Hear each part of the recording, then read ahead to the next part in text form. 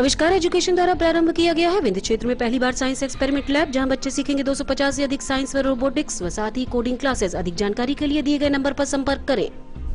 नमस्कार, रीवा 24 के आज के अंक में आपका स्वागत है। डालते हैं एक नजर आज की प्रमुख खबरों पर। 14 वर्षीय रीवा के बालक ने बनाया कंसेप्ट क्लियर ऐप। प्रभारी अधिकारी स्थापना व बाबू की गलती का शिकार हुए डॉक्टर मनोज इंदुलकर। बुजुर्ग महिला की दूसरी महिला ने लात, घूंसों व चप्पल से की पिटाई और बिछिया थाना क्षेत्र में मिला अज्ञात युवक का शव। इन खबरों को आगे हम विस्तार से देखेंगे।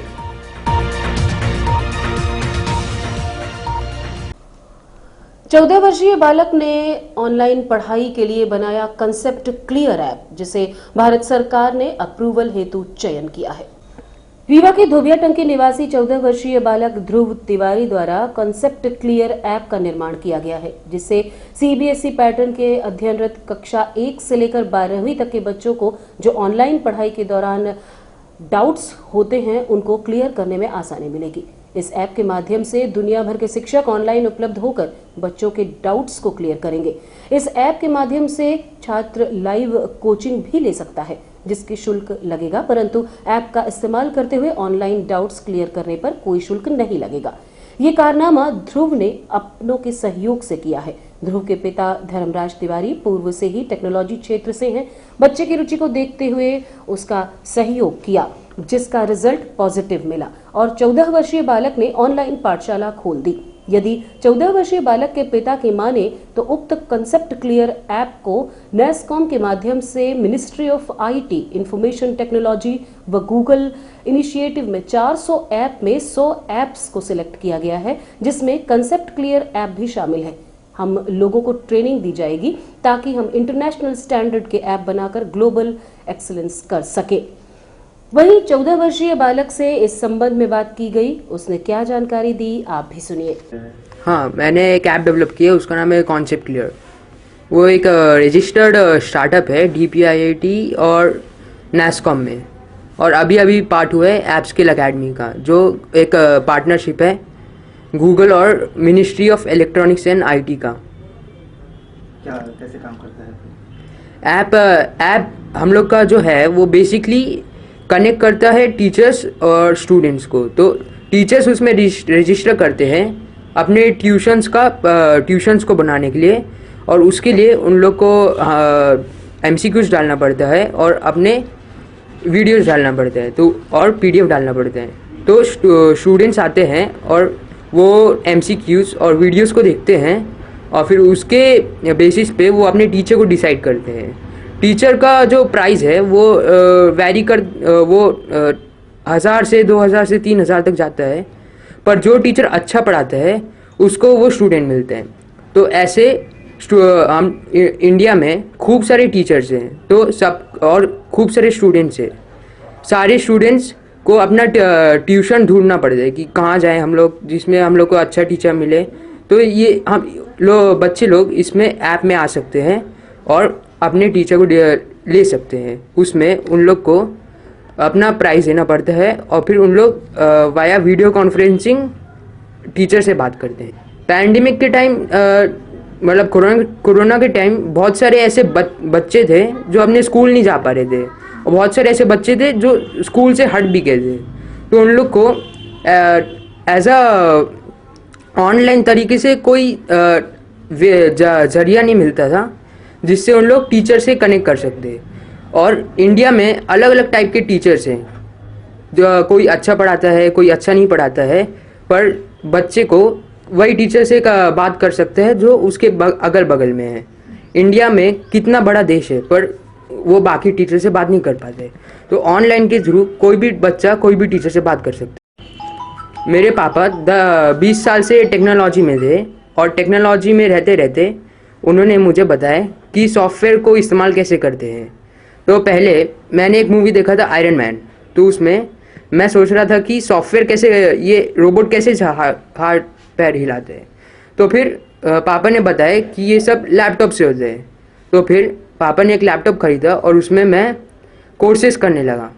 हाँ, एक्चुअली मैं मतलब कोविड के टाइम पे मतलब मेरे बच्चा को मैंने ऐसी एक ऐप दिया था बनाने के लिए। तो मैंने इसमें सरप्राइज हो गया, वो 2 दिन में ही वो बेसिक स्ट्रक्चर बना दिया था। तो मैं इतना सरप्राइज हुआ कि 20 साल सॉफ्टवेयर में रहकर मैं इतना जो चीज़ नहीं कर पाया वो उसने 2 दिन में कर दिया। तो मैं डिसाइड किया कि मुझे कुछ बड़ा प्रोजेक्ट करना है मेरे बेटे के साथ, और फिर उस टाइम पे मैंने रिज़ाइन कर दिया और फिर मैं और मेरा बेटा मिलकर ये कॉन्सेप्ट क्लियर ऐप में काम किए। इसमें एक्चुअली हमारा लॉन्ग टर्म विज़न ऐसा है कि हम ऐसा एक प्राइवेट ट्यूटर बनाएं बच्चों के लिए, जो 24/7 उनके साथ रहे और बच्चे का कोई भी डाउट जो भी रहे उनको सॉल्व करें। क्योंकि हम देखते हैं कि नॉट ओनली इंडिया, मतलब बाहर भी हर बच्चा स्कूल के बाद काफ़ी टाइम स्पेंड करता है प्राइवेट ट्यूशन्स और कोचिंग में, जिसके वजह से वो खेल में टाइम स्पेंड नहीं कर पाते हैं। तो हमको ऐसा एक ऑनलाइन AI बेस्ड ट्यूटर देना है जिससे बच्चे का जो भी डाउट है फटाफट क्लियर हो जाए, ताकि बच्चे को अपना बाकी खेलने कूदने में टाइम मिल पाए। प्रभारी अधिकारी स्थापना व तत्कालीन बाबू की गलती का शिकार हुए medical college dean doctor Manoj Indulkar ने पत्रकार वार्ता कर दी अपनी सफाई। जैसा कि विदित है, 3 मार्च को उप सचिव चिकित्सा शिक्षा विभाग द्वारा आदेश जारी करते हुए मेडिकल कॉलेज के प्रभारी डीन डॉक्टर मनोज इंदुलकर को डीन प्रभार से मुक्त कर 2 वेतन वृद्धि रोक दी गई है। वहीं मेडिकल कॉलेज रीवा का प्रभारी अधिष्ठाता डॉक्टर देवेश सारस्वत को बनाया गया है। आज डॉक्टर मनोज इंदुलकर ने पत्रकारों से रूबरू होते हुए बताया कि जो भी कार्यवाही की गई है शासन प्रशासन के निर्देश, गाइडलाइन व मामले से अवगत कराते हुए की गई है। ऐसा कुछ भी नहीं हुआ जो मेरे द्वारा शासन प्रशासन से छुपाया गया हो। मुझे अचानक ये आदेश प्राप्त हुआ। पूर्व में मुझे शासन प्रशासन ने न तो कोई नोटिस दी है, न ही कोई जानकारी मुझसे इस संबंध में मांगी गई। मैंने ऊपर की गई कार्यवाही प्रतिवेदन शासन प्रशासन के समक्ष रखूंगा। उनके द्वारा लिया गया निर्णय मुझे मान्य होगा। वहीं बालकृष्ण शुक्ला की माने तो प्रभारी अधिकारी स्थापना व तात्कालिक बाबू ने गलत प्रस्ताव मेरे खिलाफ डीन के समक्ष रखकर दस्तखत करवाया है, जिसका खामियाजा डॉक्टर मनोज इंदुलकर को भुगतना पड़ रहा है। आप जैसे ही कहा, हम केवल इसमें मेरा ही पूरा योगदान नहीं रहा कोविड पीरियड में। हमारी सभी doctor, nurses, ward boy, sweeper सभी लोगों का योगदान रहा और उसके वजह से हम लोग अन्य संभागों की तुलना में बहुत बेहतरीन मरीजों को सेवा दे पाए हैं और काफ़ी कम मॉर्टेलिटी के साथ में हम लोगों ने काफ़ी कोविड के द्वारा जो जान जा सकती थी उसको बचाया जा सका। और अभी भी हमारी टीम पूरी सतत प्रयास करती है कि हम अपनी संस्था को और अधिक से अधिक उच्च स्तर पर लेकर जाएं अन्य कॉलेजों की तुलना में। और हमारे जितने भी सहयोगी है, चाहे वो डिपार्टमेंट ऑफ मेडिसिन के कंसल्टेंट हो या सर्जरी के, जैसे डॉक्टर प्रियंक शर्मा, विष्णु पटेल, दिनेश पटेल, ये लोग भी काफ़ी मेहनत करते हुए अपने संस्था के लिए कोशिश करते हैं।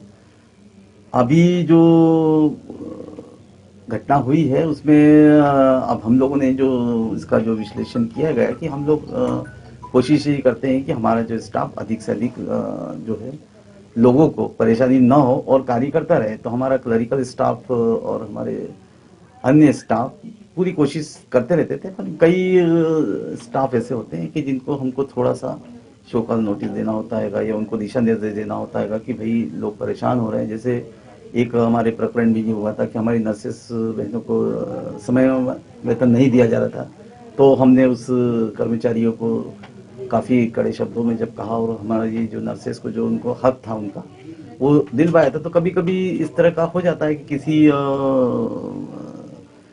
क्लरिकल स्टाफ को पे कार्रवाई की जाना। जिस मामले में नाम आ रहा है, जिस मामले में कहा जा रहा है और चर्चा ये है कि उसमें जो फोटोकॉपीज यहाँ आई हैं सबके पास, उसमें दंडित किया गया है, तो उस मामले में क्या कहना चाहेंगे आप?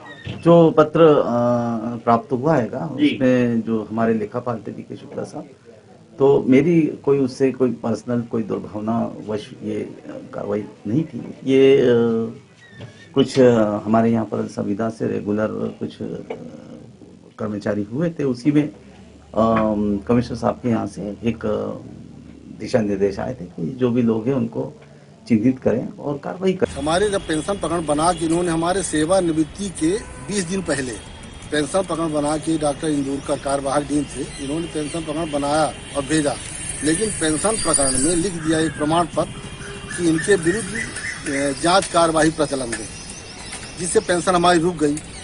जब हमको पता चला तो हम इंदुरकर साहब से पूछे कि सर आपने लिखा है कि जांच कार्यवाही की चल रही है, तो कौन सी जांच हमारी चल रही है? एक भी पेपर नोटिस हमारे नौकरी के पीरियड में ना अभी तक कुछ दिया नहीं है, सिर्फ प्रमाण पत्र लगा दिएगा। तो कोई प्रमाण तो बताइए। प्रमाण कुछ नहीं है। बोले नहीं आपकी जांच चल रही थी। हमको जांच चल रही तो रिकॉर्ड तो दिखाइए हमको। नहीं दिखाए। फिर उसके बाद 2 महीने पेंशन तो रोक ही दिए। उसके 2 महीने बाद, रिटायरमेंट के 2 महीने बाद 30 सितंबर को इन्होंने हमारे खिलाफ विभागीय जांच चला दिया, जबकि विभागीय जांच करने का अधिकार ही इनको नहीं था। पेंशनर के खिलाफ विभागीय जांच बगैर राज्यपाल की अनुमति के कोई अधिकारी कर ही नहीं सकता। तो ना तो इन्होंने हमारी एंटीसिपेटरी पेंशन दी, ना पेंशन डिसाइड कराए, ऊपर से विभागीय जांच चालू करा दिए। 5 महीने हो गया, अभी भी विभागीय जांच हमारी चल रही। तो हम शासन में इसकी कंप्लेंट किए। जब शासन में और माननीय मंत्री जी के हमने कंप्लेंट की तो वहाँ से इनकी जांच चालू हो गई। इनसे जब पूछा गया कि आपने इनके विरुद्ध विभागीय जांच किस नियम से लागू किए, स्थापित किए, अब कोई रिकॉर्ड हो, कोई प्रमाण हो तो बताएं। कुछ उल जलूल पेपर जो 2 बार इनको बुलाया गया भोपाल में। इसके बाद शासन ने हमसे पूछा हमारा पक्ष, तो पूरा प्रकरण बना के मैंने रूल कानून ले जाके शासन को सौंपा। तो उसके बाद शासन ने इनकी कार्रवाई पूरी अनुचित पाई, तो इनके 2 वेतन वृद्धियां रोक दिए और उनके प्रभार से तुरंत प्रभाव से हटा दिए। और हमारी जो विभागीय जांच इन्होंने अनुचित रूप से लगाई थी उसको निरस्त कर दिया शासन। वजह क्या थी, उन्होंने क्यों ऐसा किया आपके साथ? अब भैया हम यही तो हम उनसे पूछना चाहते थे। पेपर दिखाते थे कि रूल कानून ये आप हमारे साथ क्यों कर रहे हैं? बोले नहीं आपके खिलाफ जांच लोगों ने बताया है और वो प्रकरण जो चल रहा है, जबकि शिकायत पूरी कॉलेज की थी, कार्यकारिणी समिति की थी शिकायत। हमारा कहीं किसी कोई न रोल है, न नाम है, न कुछ।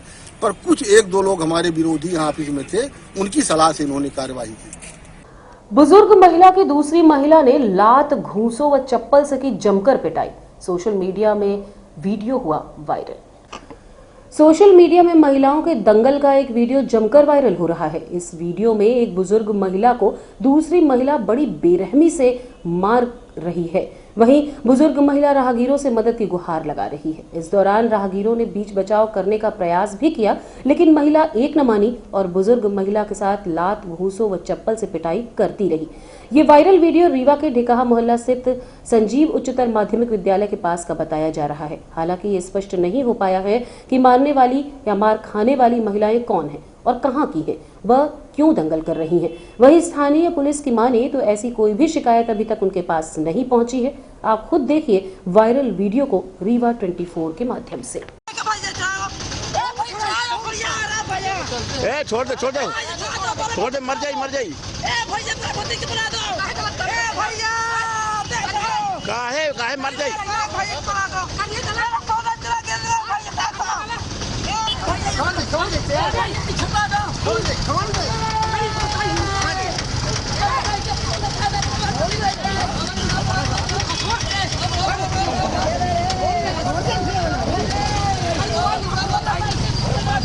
बिछिया थाना क्षेत्र अंतर्गत अज्ञात युवक का मिला शव, पुलिस कर रही मामले की पड़ताल।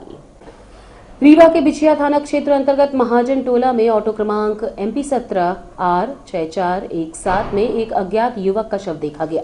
ऑटो मालिक द्वारा स्थानीय पुलिस को घटना की जानकारी दी गई, जिसके बाद FSL टीम के साथ मौके में पहुंचे पुलिस को देखा कि अज्ञात का धड़ नाले में है, जबकि शरीर ऑटो में है। प्रथम दृष्टया हादसा प्रतीत हो रहा है। फिलहाल पुलिस ने शव का पंचनामा उपरांत संजय गांधी अस्पताल भेज दिया है और घटना की पड़ताल में जुटी है। अभी ये सूचना आई है जिसमें बिछिया थाने की टीम गई है और उसके पंचनामा बनाकर और उसको पोस्टमार्टम के लिए भेजा गया। विवेचना के बाद जो तथ्य आते हैं वो आपको अवगत कराए जाएंगे। अभी विवेचना अभी हुई है, अभी प्राथमिक कार्यवाही चालू हुई है। प्राथमिक कार्यवाही में लाश को जो है डेड बॉडी को पोस्टमार्टम के लिए रवाना किया गया। हरियाणवी डांसर सपना चौधरी कार्यक्रम के दौरान हुई बीमार, रीवा के संजय गांधी अस्पताल में हुई भर्ती। दिल्ली के नजफगढ़ में रहने वाली हरियाणवी मशहूर डांसर सपना चौधरी सतना जिले के रामपुर बघेलान निवासी सराफा व्यापारी के यहां प्रोग्राम देने आई थी, जहां अपने कार्यक्रम की प्रस्तुति दी। सतना वासियों को सपना चौधरी के ठुमके खूब भाए। उपस्थित लोगों ने सीटी बजाकर उनका स्वागत किया। सपना चौधरी द्वारा दिल्ली की गर्मी जैसे गानों की प्रस्तुति दी गई। कार्यक्रम समापन के बाद अचानक उनकी तबीयत बिगड़ गई और उन्हें संजय गांधी अस्पताल में उपचार हेतु भर्ती करवाया गया, जहां आधे घंटे तक चले उपचार के बाद उन्हें आराम मिला और डॉक्टरों की सलाह पर उन्हें डिस्चार्ज कर दिया गया। जानकारी के अनुसार शनिवार रात 3 बजे उनके पेट में अचानक दर्द शुरू हो गया था, जिसके बाद आनन फानन में उपचार हेतु संजय गांधी अस्पताल में भर्ती करवाया गया। फिलहाल वे पूरी तरह से स्वस्थ हैं। अस्पताल से डिस्चार्ज होने के बाद होटल पहुंची और वहां से जबलपुर के लिए रवाना हुई हैं, जहां से फ्लाइट के माध्यम से दिल्ली जाएंगी।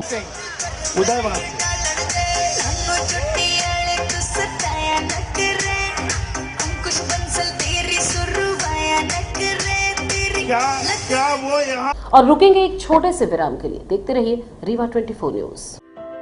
हड्डी जोड़ एवं रीढ़ रोग तथा स्त्री रोग एवं प्रसूति रोग का इलाज एक ही छत के नीचे। विघ्नहर्ता hospital and trauma centre, hotel landmark के पास, रतहरा, रीवा। डॉक्टर संतोष सोनी, पूर्व चिकित्सक, बॉम्बे हॉस्पिटल, मुंबई। हड्डी जोड़ एवं रीढ़ रोग विशेषज्ञ, छोटे चीरे एवं दूरबीन विधि द्वारा हाथ तथा पैर की हड्डियों का ऑपरेशन। गठियाबात, जटिल एवं बिगड़े हुए फ्रैक्चर का बेहतर इलाज करते हैं डॉक्टर संतोष सोनी। विघ्नहर्ता हॉस्पिटल ट्रॉमा सेंटर में ही स्त्री एवं प्रसूत रोग विशेषज्ञ डॉक्टर शैलजा सोनी भी उपलब्ध हैं, जिनकी देखरेख में नॉर्मल डिलीवरी, सिजेरियन ऑपरेशन एवं बच्चेदानी से संबंधित ऑपरेशन की बेहतर सुविधा। संतानहीन दंपत्ति तत्काल संपर्क करें। विघ्नहर्ता hospital and trauma centre, hotel landmark के पास, रतहरा, रीवा। सुविधाजनक एवं सफल इलाज हेतु आज ही संपर्क करें। विघ्नहर्ता hospital and trauma centre, hotel landmark के पास, रतहरा, रीवा। मोबाइल नंबर 7828781983 अथवा 8462956774 पर। विंध्य कार्यकर्ता सम्मेलन में सम्मिलित हुए मैहर विधायक नारायण त्रिपाठी। रीवा के सिंधु भवन में विंध्य कार्यकर्ता सम्मेलन कार्यक्रम का आयोजन विंध्य पुनर्निर्माण मंच रीवा संभाग द्वारा आयोजित किया गया था, जिसमें मैहर विधायक नारायण त्रिपाठी सम्मिलित हुए और कहा कि 2023-2024 में विंध्य प्रदेश का निर्माण करा देंगे यदि विंध्यवासी जागरूक हो गए तो। आप खुद सुनिए नारायण त्रिपाठी को। 2 तारीख को शहडोल संभाग की हम लोग ने मीटिंग किया और 6 तारीख को रीवा संभाग की मीटिंग कर रहे हैं। आज ये हमारा कोरोना काल के बाद कोरोना का दौर आया, पंचायत की सूचना लगी, हमें कार्यक्रम स्थगित करना पड़ा।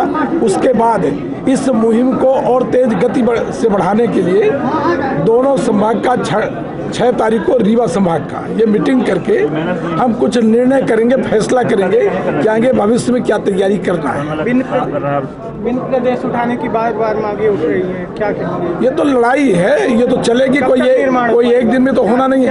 हमारे विंध्य के जो लोग हैं 23 के चुनाव में यदि हम लोग जागरूक कर डाले और वो जागरूक हो गए तो 23 या 24 में विंध्य प्रदेश का पुनर्निर्माण करा। और रुकेंगे एक छोटे से विराम के लिए। देखते रहिए रीवा 24 न्यूज। इंडियन ऑयल लाया सीएनजी का धमाका, कीमत भी कम, माइलेज भी ज्यादा। सीएनजी अब आपके शहर रीवा में उपलब्ध। सीएनजी अपनाएं और 1.5 गुना तक की बचत पाएं। जी हां, अब आप अपने पुराने वाहनों में सीएनजी किट लगवा सकते हैं। हमारे संचालित पंप हैं new Rewa RO, new bus stand के पास, Gupta auto service, railway station से 5 किलोमीटर की दूरी पर, Nirmal auto service Mangma, Shri petroleum Padra, Chirhulanath station Guru road Rewa. Agrawal Samaj द्वारा सद्गुरु ट्रस्ट के माध्यम से नेत्र परीक्षण शिविर का किया गया आयोजन। अग्रवाल समाज द्वारा सद्गुरु ट्रस्ट के माध्यम से रीवा के अग्रवाल समाज भवन में विशाल निशुल्क नेत्र परीक्षण शिविर का आयोजन किया गया, जिसमें आए लोगों का नेत्र परीक्षण किया गया। जो मोतियाबिंद से पीड़ित मरीज मिले हैं उन्हें निशुल्क ऑपरेशन की सुविधा प्रदान की जाएगी। वहीं जो अन्य नेत्र की समस्या से पीड़ित थे उन्हें दवाइयां व चश्मे वितरित की गए। इस संबंध में संबंधितों से बात की गई। पीड़ित मानव सेवा अग्रवाल समाज द्वारा प्राय इस तरह के आयोजन किए जाते हैं। उसी उद्देश्य के साथ आज सद्गुरु सेवा ट्रस्ट के माध्यम से नेत्र परीक्षण शिविर का आयोजन किया गया और इस शिविर में 200 करीब पंजीयन हो चुके हैं और ये शिविर शाम तक चलेगा, जिसमें करीब 100-200 और पंजीयन बढ़ने की उम्मीद है।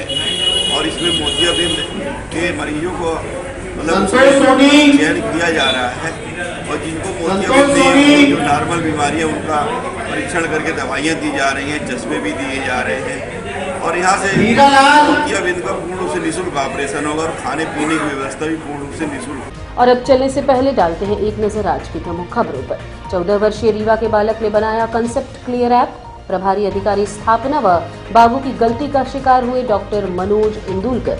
बुजुर्ग महिला की दूसरी महिला ने लात, घूंसों व चप्पल से की पिटाई और बिछिया थाना क्षेत्र में मिला अज्ञात युवक का शव। आज की खबरों में बस इतना ही। नई खबरों के साथ कल होंगे पुनः उपस्थित। अब दीजिए इजाजत। नमस्कार।